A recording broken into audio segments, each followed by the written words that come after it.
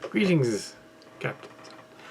Smell of space cadets. It is 7:36 on a Sunday night, 20th, beginning of the 14th week of stay at home and do nothing in bed lockdown thing. It is June the 20th, and I have been reading the quickie on the infamous Tardigrades case, which began in roughly 2014. The guy named Abdin.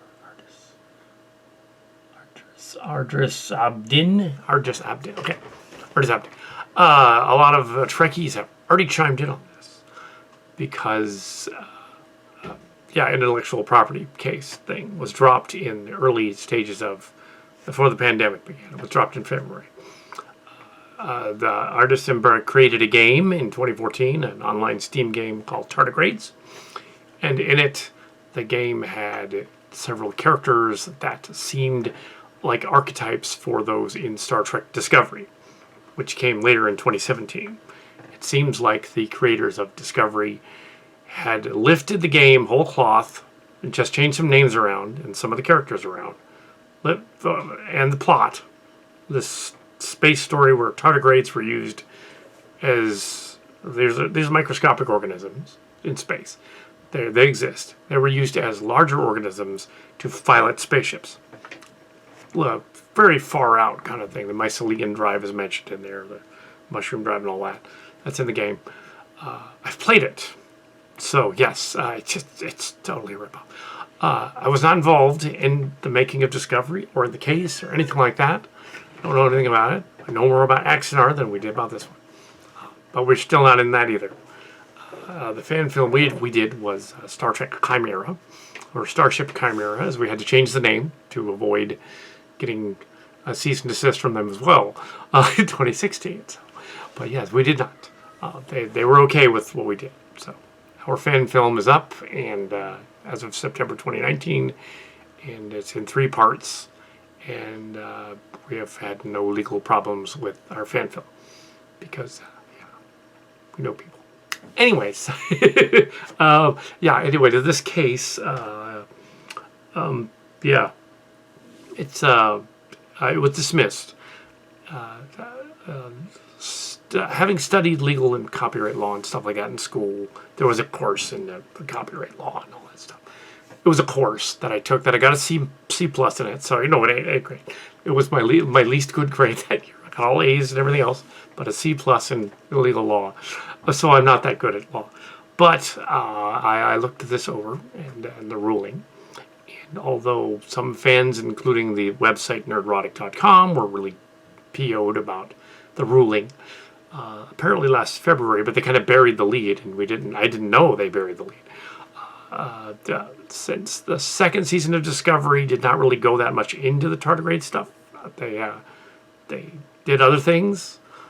It appeared that Paramount wanted to steer clear of. They did some of it, but they steered clear of it pretty much.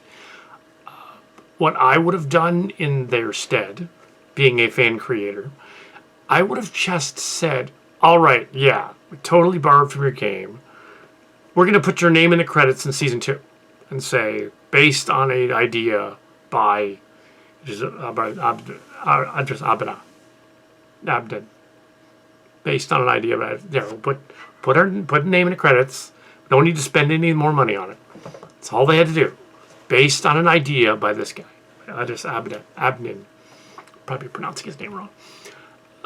Because he's in there, Emirates, apparently he's not here. Copyright is different over there. So the whole thing is different over there. Their argument, the Paramount's argument, was that the legal ramifications of it were that the characters and the setting and the personality cannot be copyrighted.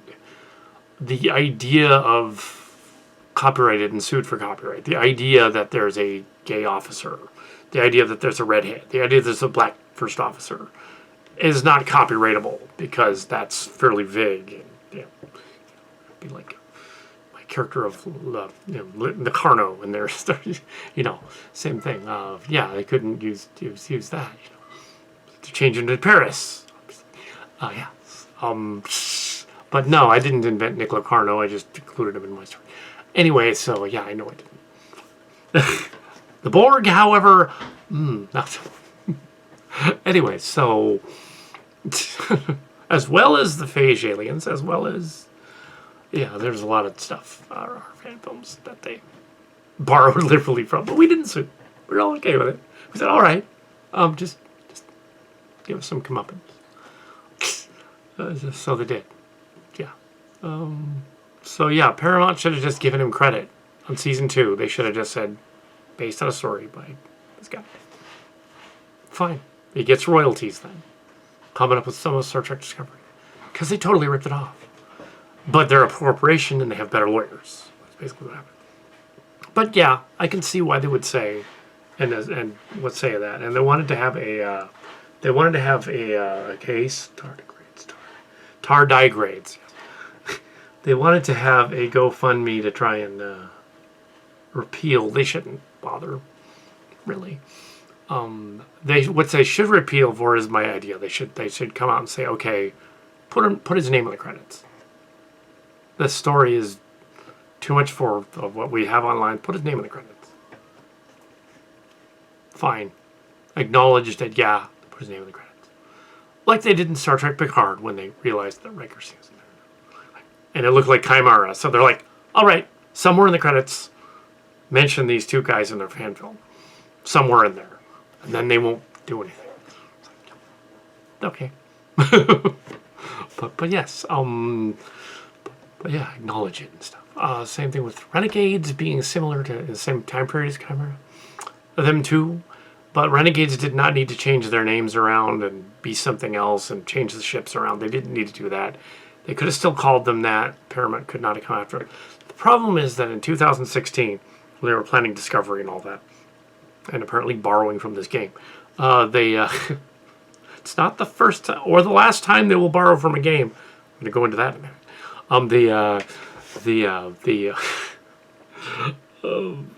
So in 2016 they made up these copyright rules that were really, really strict that said these are certain things you cannot do. Part of this was the response to the viral videos by Michael Gamult, who decided that as a gamer, a former Star Trek gamer person who was not in the contest, mind you, not in the 90s, but he wrote some of the game software, claimed that he was pitching to Paramount for the show that would become Discovery. He was not. He was never there, and he never pitched for them. My sources never met him. So, as well as some other people I talked to later, never met him. But yeah, he was not there. But in the case of this guy, apparently he did. His game was there, and this Abdin, apparently his game was actually something they played, but they couldn't prove it, I guess, beyond the shadow of a doubt. So we have the copyright rules, which are ridiculous. They say the video has to be 15 minutes long, it can't be professional looking, can't have professional figures, whatever.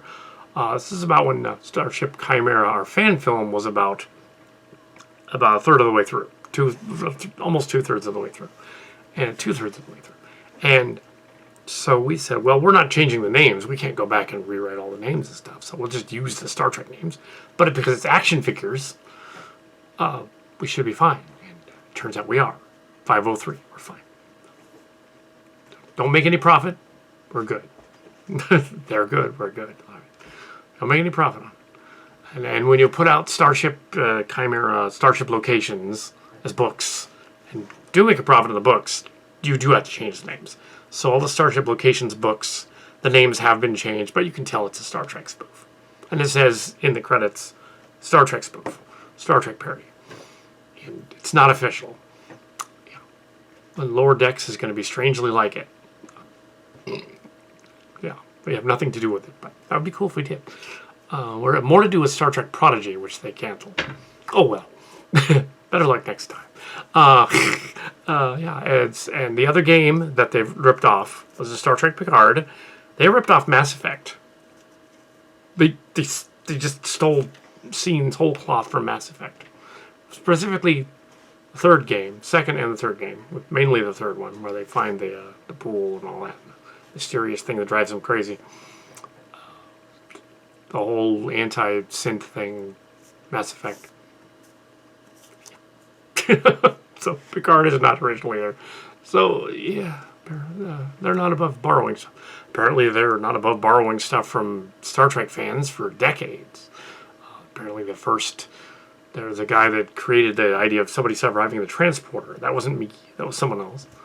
He was at a convention. There was a guy that there was the idea of Terminator board killing machine things is, again, they're not copyrightable and not suable because you have, well, Terminator kind of machines. That's Harlan Ellison, and in that case,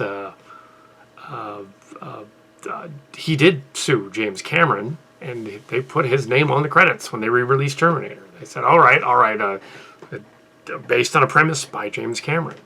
Because, based on a premise by Harlan Ellison. Because James Cameron borrowed liberally from Harlan Ellison's story. The Soldier and the Glass Hand, basically, respectively. Outer Limits and a Twilight Zone episode. So everybody's borrowing from everybody, so they shouldn't have strict copyright rules involving that. Now, what they should do is they should say, the rules have lessened now, thanks to fans such as Chimera complaining. They have lessened the rules, and you can make a studio quality film, but you can't charge anybody for it, and you can't make any money off of it. So you can still make a fan film as long as you want, but you just can't make a profit. You can't do a GoFundMe Kickstarter thing and say that's why they never finished Renegades. Some fans are asking, why did you do the other review of Renegades 2? They didn't finish it.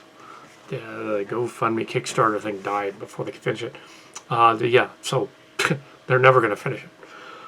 Chimera was finished in September of 2019, and there was some go-between with some of the people that were in the know, and as well as with the Star Wars final one. And so the rules were lifted for certain fans, including continues and ours, and even Axanr gets to do some of their stuff if they want to. They haven't, but they're allowed. They're just complaining like they're not, but they're allowed. Oh well. Anyway, his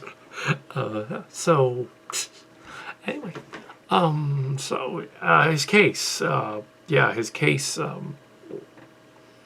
He had no chance of winning that, really, because it was vague. But they should give him credit and not complain about other things that are not off topic. I know Nerdrotic tends to complain about other things that are not on topic because he's got other issues, let's just say. And he's got we're gonna go on with these other issues about misogyny and stuff, and they have nothing to do with the topic. Stick to the topic. The topic is whether this case was frivolous or not, whether it worked or not. I say it was frivolous in the sense that pointless to try and do it, but it opened the door for other fan films by doing it, because then they had to pull back the rules a little bit and say, well, all right, so if they're borrowing the intellectual property of other content creators out there, game people and stuff, even Gamelt, like Gamelt too, Lower Decks. He didn't pitch it though; they just borrowed his idea.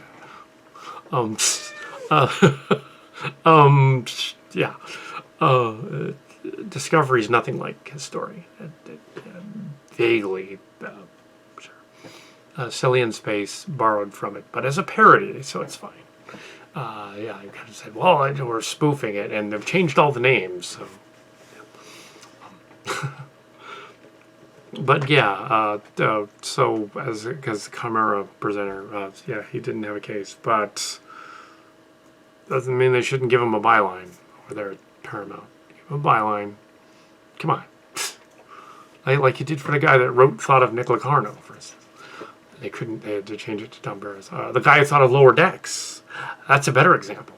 The guy who thought of the episode Lower Decks should get a credit for every time an episode of the cartoon airs, because that's the guy that thought of it. So I bet they won't. Because it's Kurtzman and Orky. And I didn't go to school with them or anything, but it sure seems like we did. Because they're on the same wavelength as us. They even put the Apple scene in Star Trek '09, the Khan stuff in Part 2, and it's like they didn't do it right. But yeah, they you know, because you can't have Wrath of Khan when they're only young and barely on the 5-year mission yet. No, Wrath of Khan is supposed to be when they're over 50. That's the whole point. It's like, yeah, it's supposed to be later when they meet him for the second time and all that. But yeah, we've been over that. That's why I don't throw in Palpatine earlier. They're just coming up with random ideas. They were going to do a Death Star Jupiter-sized planet. We said, no, don't do that. Not another Death Star that's just bigger. No, don't do that. Anyway, so a lot of fans out there will claim they've got inside information when they don't. Just, you know. Most of those insider people have left, though. So they're not involved in Starship Locations. If there's a game, there can't be a game unless the names are changed. So how do we do that? But if they follow the Cillian books, which not really selling too well, but go on, buy my books, Amazon. But yeah, and with the studio coming back, we might have a possibility of doing more Chimera. It's possible. But yeah, this was the most interesting case because a Star Trek fan essentially got to sue CBS in return for retaliation for borrowing his idea. But it was apparently the court decided it was too vague.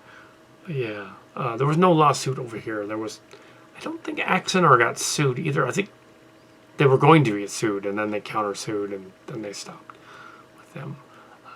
The Axanr people they're kind of a little shady, so we'll deal with them. Yeah, so they're doing their own thing. When we did our fan film, Starship Chimera, we did not pay anybody. We did it ourselves, and that's all we did. So yeah, anyway, so that is my 2 cents.